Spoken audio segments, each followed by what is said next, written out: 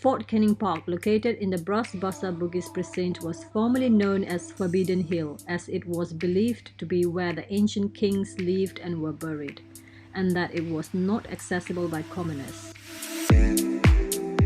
Make your way up the staircases and you will find nicely carved mural walls on the sides of the staircase.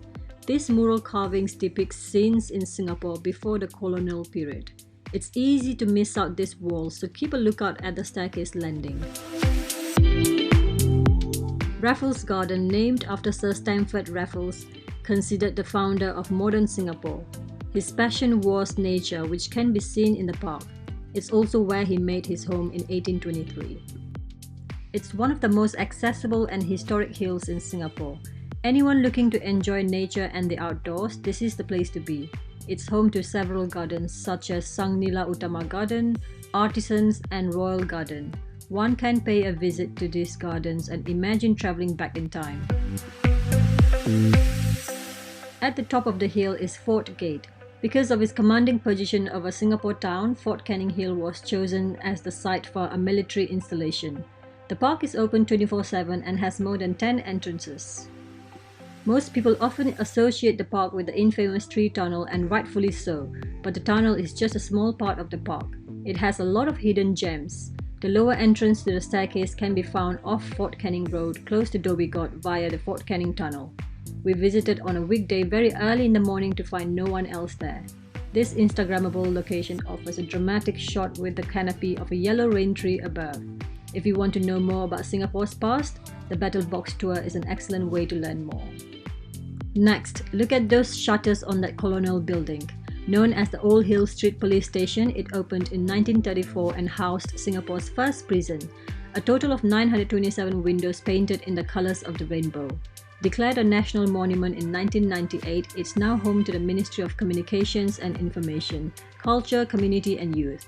This eye-catching building has firmly established itself as a favourite backdrop for tourist photos in Singapore.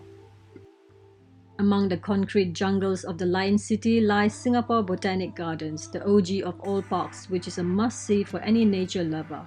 There's no entrance fee, how nice is that? Open daily from 5 AM till midnight. The garden has been declared a World Heritage Site by UNESCO.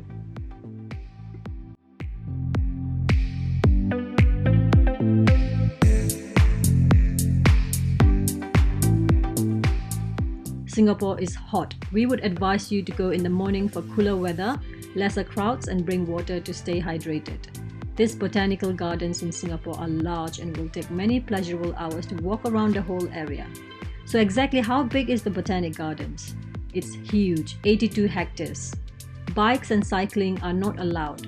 Singapore was once a British colony. One could observe the influence of the British in the garden after strolling for a while.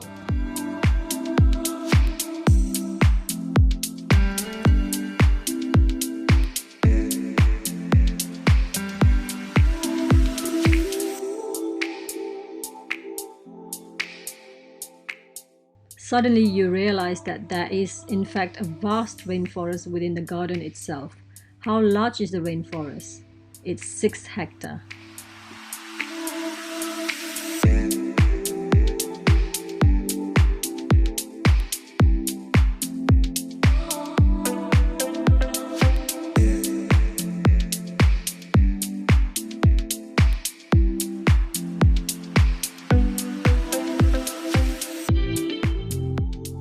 The bandstand, an octagonal gazebo, was built in 1930s.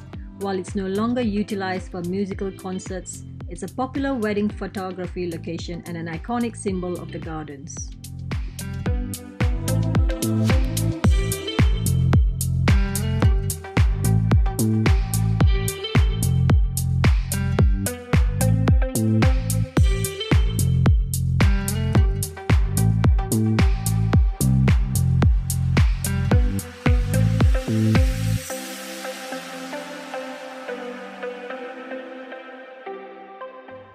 If time is short, you might want to limit your visit to the National Orchid Garden, which is open from 8:30 till 5 PM, but there is an entrance fee for that.